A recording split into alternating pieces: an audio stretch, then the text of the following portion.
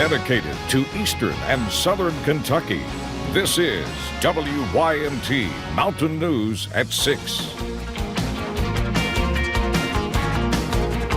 Good evening, I'm Steve Hensley. Governor Andy Beshear says there are 8 new cases of coronavirus in Kentucky.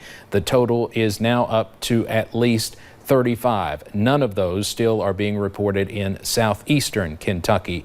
But one of the new cases is an 8-month-old in Jefferson County. And also just in, reports say the Louisville mayor's wife has tested positive for COVID-19. Now, not too many new restrictions were announced in that news conference that ended just moments ago, but there is one big one in eastern Kentucky. There is now a ban on charitable gaming, which includes bingo. The governor also sent a strong message to a Pikeville bingo hall that we told you about last night. If you are a bingo parlor in Pike County, you ought to be closed by the end of today.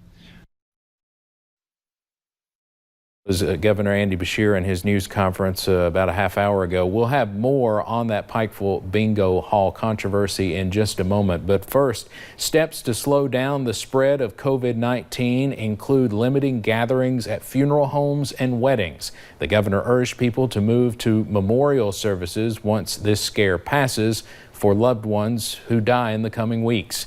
WYMT's Will Puckett shows us what one funeral home is doing here in Hazard. He's live with more. Will?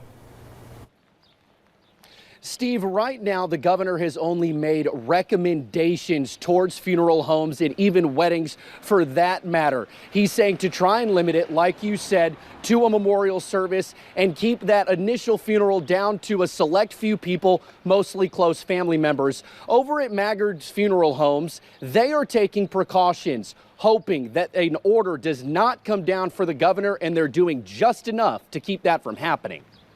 We will not turn anyone away until we are given or we are told by the governor that we can't anymore. Ashley and Jeff Combs handle multiple end-of-life jobs here in Perry County. We are funeral directors at Maggard Funeral Homes as well as deputy coroners with the Perry County Coroner's Office. The two are expecting their first child and are on the front lines when it comes to the coronavirus epidemic. But at this point, we're very happy with the way things in the state's going, and we're all taking the precautions here to keep ourselves from having to avoid that situation if we can. The two also oversee operations at Maggard Funeral Homes. Here is where they are seeing the most changes in how they operate day to day. Well, just like, churches and, they kind of correlate with funeral homes. A lot of older people still have that tradition and respect of coming out and paying their respects. And, at the time of death, that's when people try to overlook what's going on and still come out and pay that respect. And so that's to keep the elderly population and the ones at risk safe as well as ourselves, Yes. It's tradition and respect that now is having to be put aside. No more handshakes when you come in the door, no gathering in lounges, and no food donations of any kind. Because our main concern is we love the families that we serve. We treat them like their own. And we do not want to be a part that may cause this to spread here in this area. We want to keep our people and people in our home as safe as possible. Hoping the steps they are taking will keep them from not allowing anyone to come in during an end-of-life situation. The governor has time and time again said he knows how difficult a call this is. Ashley and Jeff said the same thing. They are doing this right now to hope that they can continue having as many people as they can come to these events. They said, look, if you're worried about social distancing and you don't want to go to these, call in. They'll write your name in that sign-in sheet. They also are doing their online sign-in sheet so you can acknowledge that you feel for the families who are going through this tough time.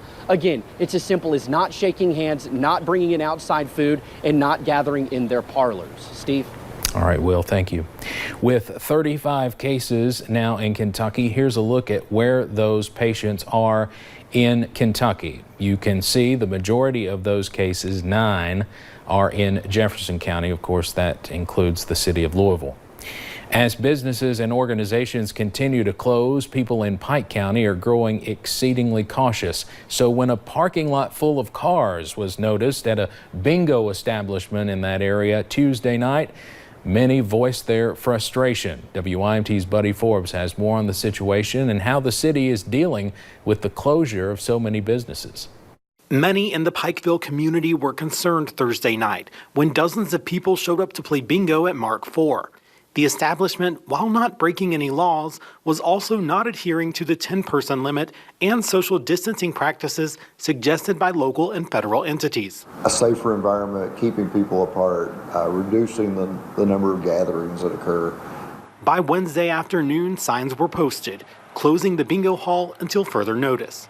This comes after Governor Andy Beshear's orders Tuesday, asking all public entertainment spaces that encourage large crowds to close their doors by 5 p.m. Wednesday. It's certainly the safest avenue for the at-risk population. Other establishments throughout the city have also closed or switched up their business practices. And while it's unfortunate, that is probably necessary in order to stop the spread of this coronavirus so that we can get back to our normal routines. City Manager Philip Ellswick says the governor's orders, while uncomfortable for many, will keep people safe. While it's going to be painful for a lot of people, it will save lives, or we believe it will save lives. And the city will continue to do whatever it takes. Honestly, it appears that the vast majority of people understand what we're trying to accomplish, understand the guidelines that are being issued. Working together, we will get through this. That's what we do. To be a part of the solution. In Pike County, Buddy Forbes, WYMT Mountain News. Ellswick said any concerns about businesses in the city not following the orders of Governor Beshear should be reported to the Pikeville Police Department. As Americans are told to practice social distancing, one Eastern Kentucky business is adapting and creating a new, unique t-shirt. Appalachian Apparel is running a 19% off promotion for their online retail for as long as the coronavirus continues to alter American life. Owner Joey McKinney says this is a way to help his small business while also lighten the mood a bit as Americans wait to return to their daily lives. Somebody had actually commented on one of my posts and said, telling me that we need to do a you stay in your hall or I'll stay in mine kind of thing, just for this social distancing that is very important right now for everybody to do. And then the hunker down design that we did, it's just a saying that we have here in Appalachian. McKinney said he hopes this helps shed light not just on his small business, but others that may be struggling right now too. Another small business, Miguel's Pizza, is closing its doors. The popular spot near Natural Bridge took 1 day of call-in orders. However, in a Facebook post, the owners say the goal of social distancing just was not going to work. All operations will close, including the gear shop and campground for now. Joyce Chang, the owner of Panda Garden in Harlan County, spent her day cooking at a much larger volume than usual. Today, Joyce cooked more than 300 meals free for healthcare workers in Harlan. Chang said the lunches were all just to thank the doctors and nurses there in Harlan for all the work they are doing to keep everyone safe. With the governor's order yesterday to close all salons by 5 p.m., many people in that industry worked to figure out their next steps. WYMT's Madison Pergram went to several local salons to get their reaction. Tying up loose ends. We all just kind of had a moment of shock after the governor's order to shut down salons. Panic? I think I can say that's probably going to be accurate for everybody as a salon owner or hairstylist, barber, anybody that's in our industry. Kayla Holbrook owns Karma Spa and Salon. She spent her day trying to cater to her customers' last-minute needs. That's scary for a lot of people, especially if, you're depending on your customers for your income. Down the road at Village Salon, workers left Tuesday night expecting to work Wednesday, but ended up not coming back. Their stuff is still plugged up and going.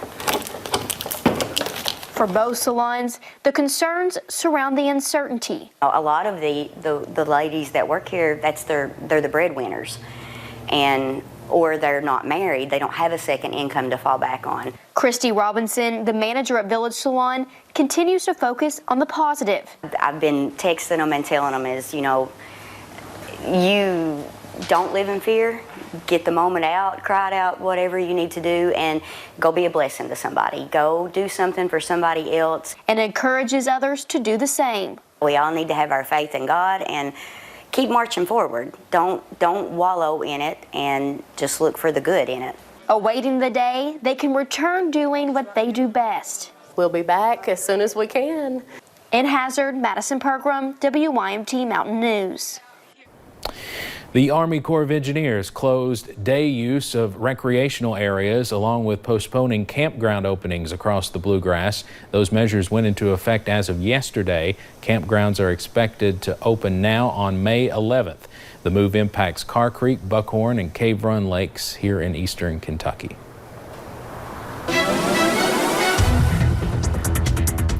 Well, it was nice earlier today, saw a little bit of sunshine, but that soggy weather moved in pretty quickly. Let's go ahead and take you up to radar where you're seeing kind of some heavier bands starting to move in. I know we can hear that heavy rain here in Hazard, over in parts of Leslie, Clay, Knox, and a little bit down into Harlan.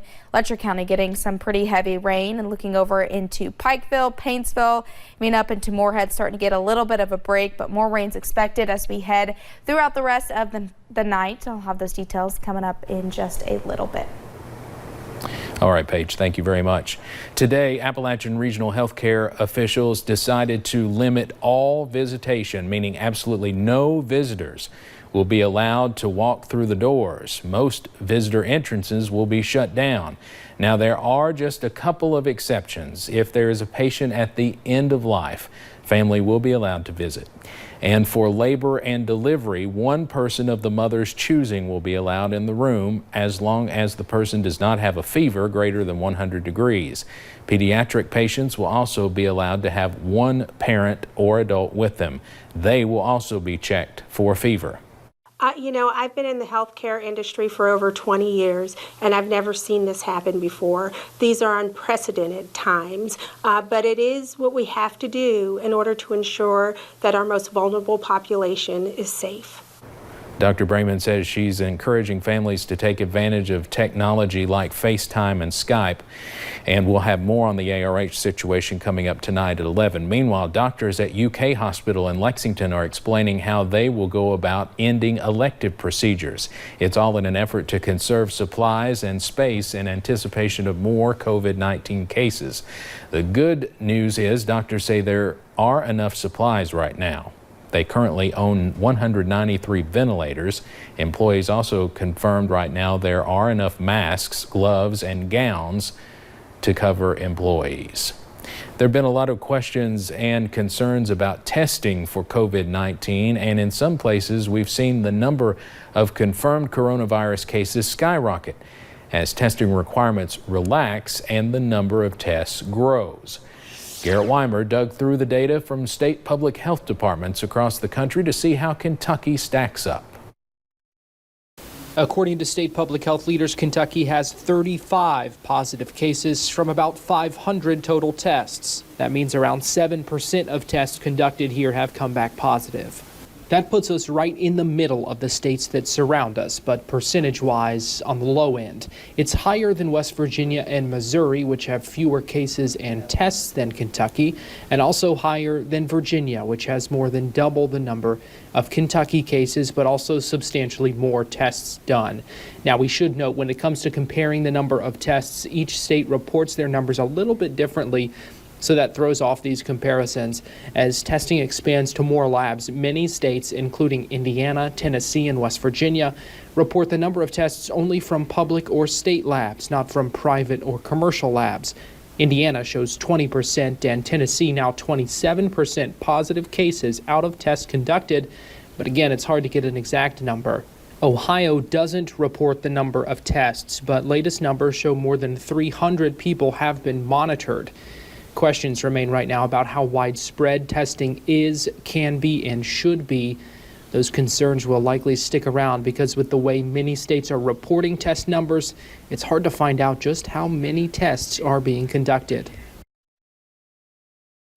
And again, the latest numbers from the governor's news conference this afternoon, Kentucky now at 35 confirmed cases, no confirmed cases in southeastern Kentucky. At least 2 people have fully recovered.